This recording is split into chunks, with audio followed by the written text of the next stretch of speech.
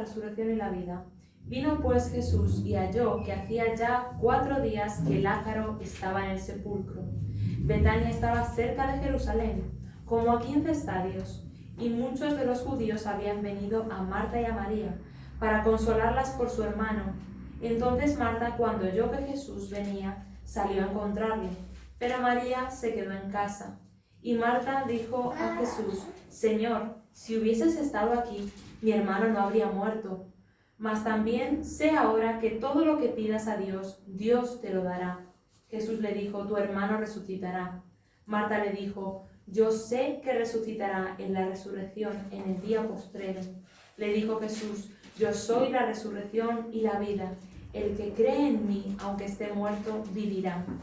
Y todo aquel que vive y cree en mí, no morirá eternamente. ¿Crees esto? Le dijo: sí, Señor, yo he creído que tú eres el Cristo, el Hijo de Dios, que has venido al mundo. Habiendo dicho esto, fue y llamó a María, su hermana, diciéndole en secreto: el Maestro está aquí y te llama. Ella, cuando lo oyó, se levantó deprisa y vino a él. Jesús todavía no había entrado en la aldea, sino que estaba en el lugar donde Marta le había encontrado. Entonces los judíos que estaban en casa con ella y la consolaban, cuando vieron que María se había levantado deprisa y había salido, la siguieron diciendo: va al sepulcro a llorar allí. María, cuando llegó a donde estaba Jesús, al verle, se postró a sus pies diciéndole: Señor, si hubieses estado aquí, no habría muerto mi hermano. Jesús entonces, al verla llorando y a los judíos que la acompañaban también llorando, se estremeció en espíritu y se conmovió, y dijo: ¿dónde le pusisteis? Le dijeron: Señor, ven y ve. Jesús lloró. Dijeron entonces los judíos: mirad cómo le amaba. Y algunos de ellos dijeron: ¿no podía este que abrió los ojos al ciego haber hecho también que Lázaro no muriera? Jesús, profundamente conmovido otra vez, vino al sepulcro. Era una cueva y tenía una piedra puesta encima. Dijo Jesús: quitad la piedra. Marta, la hermana del que había muerto, le dijo: Señor, hiede ya, porque es de 4 días. Jesús le dijo: ¿no te he dicho que si crees verás la gloria de Dios? Entonces quitaron la piedra de donde había sido puesto el muerto, y Jesús, alzando los ojos a lo alto, dijo: Padre, gracias te doy por haberme oído. Yo sabía que siempre me oyes, pero lo dije por causa de la multitud que está alrededor, para que crean que tú me has enviado. Y habiendo dicho esto, clamó a gran voz: Lázaro, ven fuera. Y el que había muerto salió, atadas las manos y los pies con vendas, y el rostro envuelto en un sudario. Jesús le dijo: desatadle y dejadle ir. Amén. Amén. Gracias, Señor Jesucristo, por tu palabra. Gracias, Señor. Gracias, Espíritu Santo, por la revelación y la interpretación que tú me has dado. Pongo delante de ti esta predicación, Señor, para que no sean mis palabras, sean tus palabras. Espíritu Santo, predica tú a través de mí. Úsame como vasija e instrumento para tu gloria. Abre nuestros sentidos espirituales, Señor, para entender el mensaje, Señor, en el nombre de Jesús. Amén. Entonces, en esta historia lo característico que vemos es como un retraso de Jesús para obrar en la vida de Lázaro, que había muerto. Lázaro, vemos que aquí dice que llevaba 4 días muerto ya. Y para ponernos en contexto, el cuerpo cuando muere pasa por una serie de procesos. Primero los músculos empiezan a poner rígidos y duros, las células mueren, pero Lázaro ya estaba en un proceso de descomposición, como decía su hermana, que su hermana decía hiede ya, o sea que ya se estaba pudriendo su cuerpo. Las bacterias y los microorganismos ya estaban descomponiendo su carne y sus células. Pero este retraso no sería para lamento, sería para la gloria de Dios. En el versículo 4, aunque no lo hemos leído, el Señor Jesucristo decía: esta enfermedad no es para muerte, sino para la gloria de Dios, para que el Hijo de Dios sea glorificado por ella. Vemos también algo característico, que el Señor lloraba al ver la situación de Lázaro. Él se conmovió y él se lloró. Vemos la misericordia de Jesucristo, el amor que el Señor le tenía a este hombre, a Lázaro. La misericordia, la empatía, cómo él siente nuestro dolor, o el dolor que sentían estas 2 hermanas de haber perdido a su hermano. Y lo que tenemos que hacernos como pregunta o reflexión: ¿cómo el Señor se siente cuando Él ve a los seres humanos muertos, pero no muertos físicamente, muertos espiritualmente? ¿Cómo le debe doler al Señor porque Dios nos creó para comunicarnos con Él, pero por causa del pecado, el ser humano vive como si estuviera muerto para Dios, la humanidad, los miles y millones de personas. ¿Cómo el Señor se sentirá? O cómo el Señor se siente cuando un ser humano se muere, pero ya no hay solución porque no se ha arrepentido de sus pecados y se ha perdido. ¿Cómo llorará el Señor o cómo se sentirá? Es lo que nos tenemos que preguntar muchas veces y tenemos que tener en cuenta. Jesucristo actuó en un tiempo distinto al esperado, como en un aparentemente retraso, porque Dios siempre se mueve bajo una esfera de tiempo totalmente distinta a la nuestra. Están los tiempos de Dios y está el tiempo en el que vivimos aquí en la tierra. Su palabra lo expresa, de hecho, que para Dios 1000 años es como un día. O sea, vemos la diferencia de tiempo. Para nosotros 1000 años es mucho y a lo mejor para el Señor 1000 años es poco, es pronto. Nuestro tiempo es el tiempo cronos, el tiempo que pasa con el cronómetro, con el reloj, con el calendario que hemos creado el ser humano, los días, las horas, los minutos. Pero el tiempo de Dios es el tiempo denominado como Kairos, y el Kairos es el momento oportuno. Dios siempre tiene diseñados momentos adecuados, señalados y oportunos y precisos para actuar. Y aquí Jesucristo, aunque Él estaba bajo el Cronos, en un cuerpo humano, Él se movió bajo ese tiempo preciso.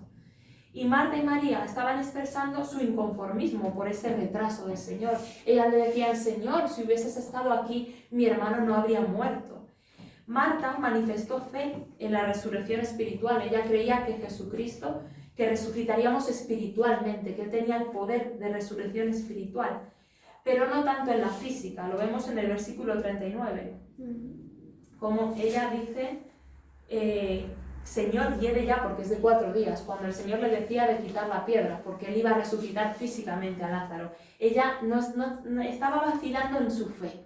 Tenía fe, pero en otra área estaba vacilando, como si no la tuviera. Vemos también cómo otros judíos se preguntaban: ¿no podía este, que abrió los ojos al ciego, haber hecho también que Lázaro no muriera? Se estaban preguntando por qué, si Jesucristo era todopoderoso, no actuó inmediatamente como otros milagros con otras personas que hizo. Pero en el tiempo preciso, en ese Kairos, llegó Jesús, llegó el poder, la autoridad, intervino el poder y la unción del Espíritu Santo para resucitar a Lázaro en el 4º día. Así nosotros, como Marta y como María y como estos judíos, muchas veces estamos pensando, preguntándonos: Señor, pero ¿hasta cuándo voy a estar en esta situación? ¿Cuánto tiempo llevo así? Señor, si tú eres todopoderoso, ¿por qué permites esto? ¿Por qué no hiciste nada para que esto no ocurriera, ¿no? Que era la pregunta que ellas le decían respecto al hermano. Pero el Señor nos pone hoy este ejemplo, que Él decía que es para la gloria de Dios, es para su gloria. Es necesario que mi cronos, que mi tiempo se atrase, pero que el kairos, que el momento específico diseñado y preciso por Dios se manifieste. Otra cosa característica: Jesucristo hace referencia en ambos casos, en 2 casos en la Biblia, que Él resucitó muertos, resucitó a Lázaro y a la hija de Jairo. Y Jesucristo en ambos casos hace referencia a que no están muertos, a que están solamente dormidos. Porque para Él no era nada difícil resucitar a un muerto. Eso hace referencia que para Él es una simpleza, Él todo lo puede.